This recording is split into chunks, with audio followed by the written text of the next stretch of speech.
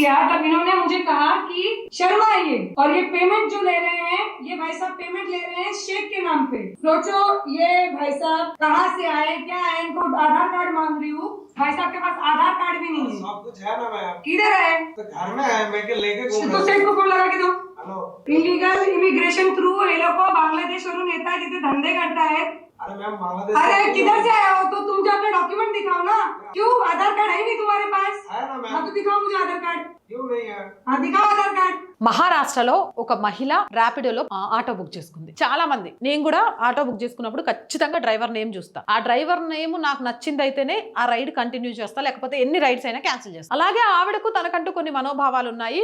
అక్కడ auto book చేసే టైంలో క్యాప్టెన్ నేమ్ అజయ్ శర్మ అని వచ్చింది. సో అజయ్ శర్మ వచ్చిందని చెప్పేసి ధైర్యంగా ఆటో ఎక్కి కూర్చుంది. దిగినాక డబ్బులు ఇచ్చేటప్పుడు క్యాష్ కాకుండా ఆన్లైన్ లో పే చేయాలని చూసింది. పే చేయాలన్నప్పుడు ఆటోమేటిక్ గా వాళ్ళు స్కానర్ ఇస్తారు. స్కాన్ చేసేసరికి అక్కడ స్కానర్ పేరు షేక్ హమీద్ అని వచ్చింది. దీన్ని ఆవిడ నిలదీసింది. Correct point. ఒకడి పేరు మీద రైడ్ బుక్ అవుతూ ఇంకొకటి పేరు మీద పేమెంట్ అవుతూ ఇంకొకడు డ్రైవింగ్ చేస్తున్నాడు అంటే అక్కడ తప్పు జరుగుతుందా లేదా?